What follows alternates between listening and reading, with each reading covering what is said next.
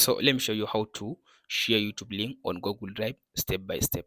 So first step, after you open the YouTube on your browser, so go and find the video you want to share its link. So let's say I want to share the link of this video. So I'll click on this three dot and then go to share. So copy the link. After you copy the link of the video like this, so the first thing you should do, you go to new tab in your browser and then go and search in drive.google.com. So here is it now, drive.google.com. So click on it. So from there now it will sign in into your Google Drive on your browser. So the next thing to do, you go to this new. After you go to new, then you go to this Google Doc. So after you click on the Google Doc, now it will take you to the Google Doc. So from this option now you paste in the link. Right click. After you right click on the, so you go to paste. So now here is the link. So the first thing now you should do, and then now you click on this share button at the top.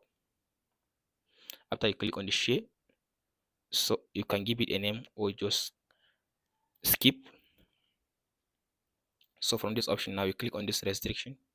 So now you click on this anyone with the link. So from this option now you copy the link. After you copy the link, then you click on this done.